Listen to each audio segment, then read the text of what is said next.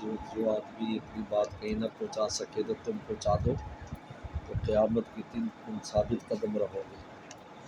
ماشاءاللہ۔ سفارش کی اہمیت، یہ صحابہ اکرام تلاش میں ہوتے تھے سفارش کی، کوئی آئے ہم سفارش کریں، تلاش کر سکتے پھرتے رہتے تھے باہر مدینے سے، نئے آدمی آتے تھے تو سلم کا تو روب داب بہت تھا، سامنا کرنے مشکل تھا، یعنی اتنا روب تھا وسلم کا کہ سوائے شیخین کے حضرت عمر رضی صدیق کے آپ ایسے آنکھوں میں کوئی دیکھ نہیں سکتے تھے،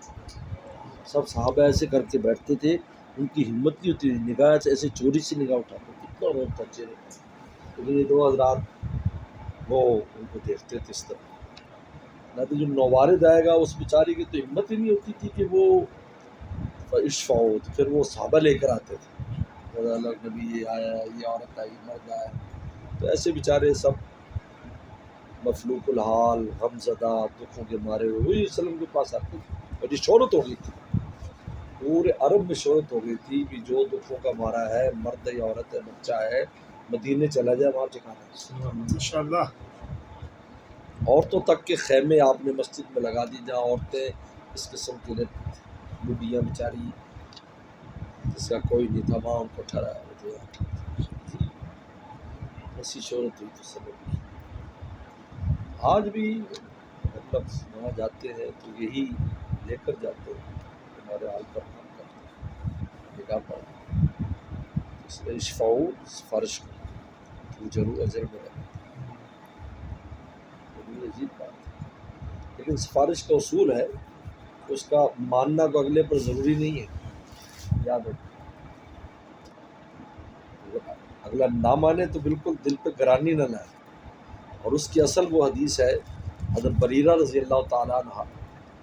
یہ حضرت مغیث کی بیوی ہے، مغیث بھی غلام ہے، بریرہ بھی غلام ہے، تو بریرہ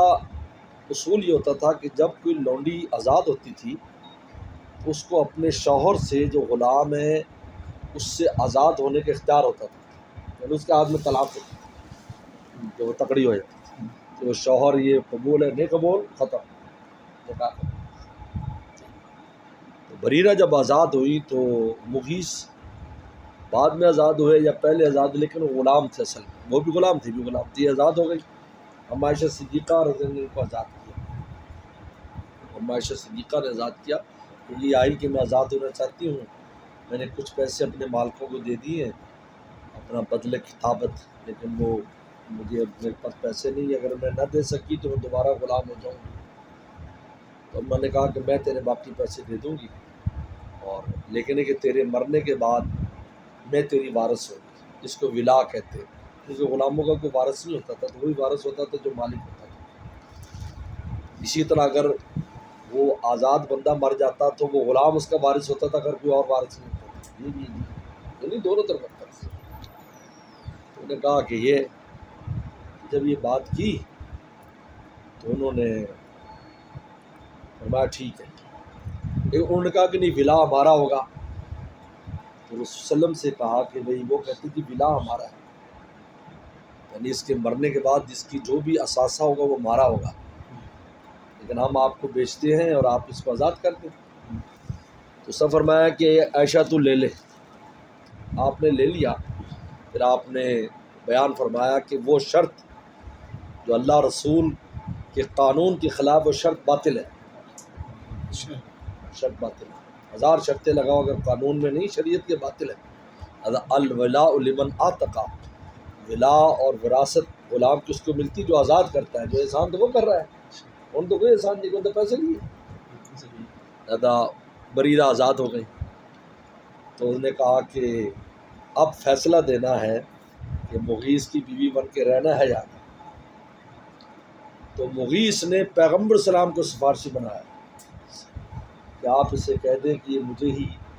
شوہر رکھے، مجھے نہ چھوڑے، تو وسلم نے حضرت بریرہ کو بلایا، انہوں نے کہا کہ دیکھو بیچارہ، اور وہ روتے پھرتے تھے باقاعدہ مدینے میں، روتے تھے اپنی بیوی کے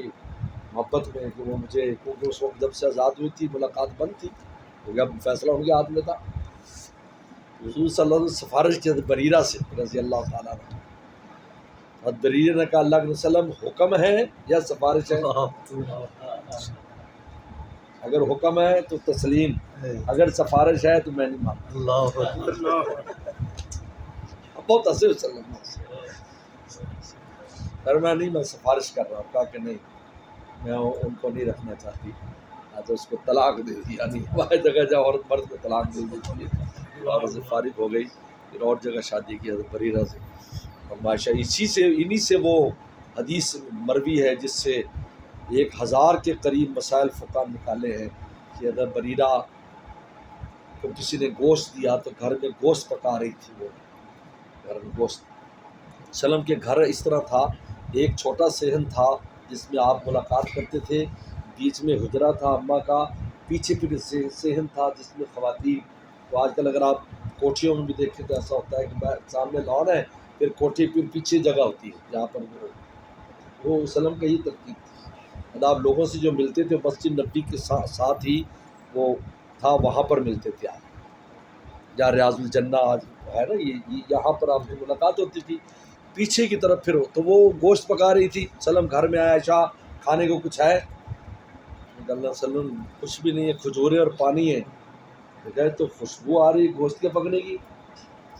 انہوں نے کہا بریرہ کو کسی نے صدقہ دیا ہے، رسول نے فرمایا اس کے لیے صدقہ ہے نا، وہ ہمیں ہدیہ کر دے، ماشاءاللہ اس کے لیے صدقہ وہ ہمیں ہدیہ کر دے۔ وہ جلدی سے پلیٹ میں ڈال کر یہ لیجیے، میں نوش فرمایا۔ تو اس سے مسئلہ سامنے آیا کہ جب غریب کے ہاتھ میں صدقہ زکوٰۃ چلی جائے،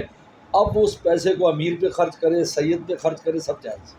ماشاءاللہ اس کو کہتے ہیں تبدل ملک سے تبدل عین ہو جاتا ہے، یعنی ملکیت بدلنے سے وہ چیز کی حیثیت بدل جاتی ہے۔ اللہ بڑا اہم مسئلہ سمجھ رہا ہوں، بہت مسائل اس سے استنباط کیے ہیں، بے شمار مسائل۔ تو تبدل ملک سے یعنی ایسی حضرت بریرہ ایسی مبارک عورت تھی اور مبارک لونڈی صحابیہ تھی کہ اس کی اس پورے عمل سے بہت سے مسائل جناب فقہا نے نکالے ہیں۔ ان میں یہ بڑا اہم مسئلہ یہ سفارش والا، اور ایک یہ کہ تبدل ملک سے تبدل عین، کہ جب اس کی ملکیت بدل جاتی ہے تو پھر اب وہ چیز وہ نہیں ہے، جب غریب کے ہاتھ میں چلی گئی، اب غریب سید کی دعوت کرے سلم سے، اب تو جو ہے نا وہ سیدوں کے سردار اور اصل ہے، آپ کو گوشت پیش کیا، آپ نے ماشاءاللہ وہ نہیں کھاتے تھے، صدقہ نہیں کھاتے تھے، لیکن یہاں صدقہ نہیں رہا، صدقہ اپنی جگہ لگ گیا، وہ لگ گیا، جب لگ گیا وہ مالک، بس اب وہ مالک ہے، وہ جو چاہے کرے۔ یہ تبدل میں سے تبدل عین ہوتا ہے۔ یار ماشاءاللہ یہ سب قاضی اور ججوں کے مسئلے ہیں، مولوی لوگوں کو